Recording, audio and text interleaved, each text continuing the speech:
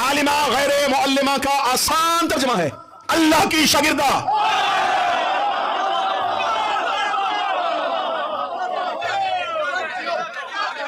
ان کو ہدایت کی ضرورت اس لیے نہیں ہے کہ ان کی جبلت میں ہدایت ہے. مچھلی کا بچہ دنیا میں آتے ہی تو تیرتا ہے، وہ تیرنا سیکھتا نہیں، اس کی فطرت میں تیرنا ہے. ان کی فطرت میں ہدایت ہے. اور امام ہوتا ہی وہ ہے جسے گمراہی کا خوف نہ ہو،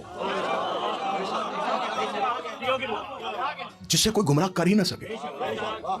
امام ایسا ہونا چاہیے جس کے پاس بیٹھنے والوں کو بھی گمراہی کا خطرہ ختم ہو جائے.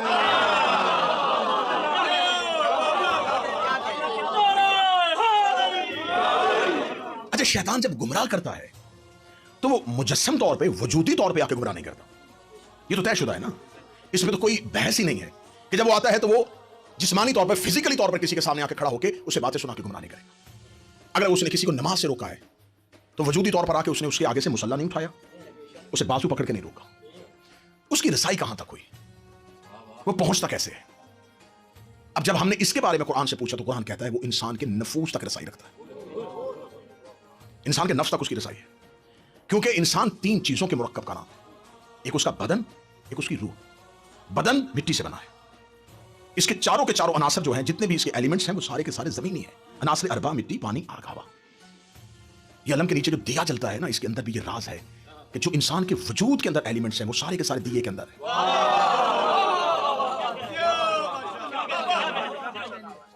4 عناصر سے مل کے بنا ہوا وجود یہ بدن ہے. اور اس کے اندر جو روح ہے وہ نور سے ہے، وہ لائٹ ہے. وہ نظر نہیں آئے گی، وہ میٹا فزیکل ہے، وہ نظر نہیں آتی. نظر بدن آتا ہے، یہ فزیکل. اس کے اندر ایک روح ہے جو نظر نہیں آتی، اس کا تعلق جو ہے وہ عالم نور سے. اور ان دونوں کے درمیان ضد ہے، بدن میں اور روح میں. دونوں درمیان میں اتنے ضد ہے، اتنی ریزسٹنس ہے ان کے درمیان کہ ایک ہو ہی نہیں سکتی. اس لیے کہ بدن فانی ہے، روح باقی ہے. بدن کثیف ہے، روح لطیف ہے. بدن نجس ہے، روح طاہر ہے. اور ضدیں ایک نہیں ہوتی. خدا نے ان دونوں کو ایک کرنے کے لیے، جو روح ہے یہ بدن کے پنجرے میں قید ایک پرندہ ہے. آپ شاعری میں کس تعارہ استعمال ہوتا ہوا دیکھتے، طائر لاہوتی، لاہوت کا پرندہ. یہ عالم لاہوت کا پرندہ ہے جو بدن کے پنجرے میں قید کیا ہوا، یہ آزادی چاہتا ہے. ان دونوں کو ایک کرنے کے لیے خدا نے درمیان میں نفس کو رکھا، جس نے ان دونوں کو جوڑ دیا. نفس کے 2 حصے ہیں، آدھا بدن سے، آدھا روح سے.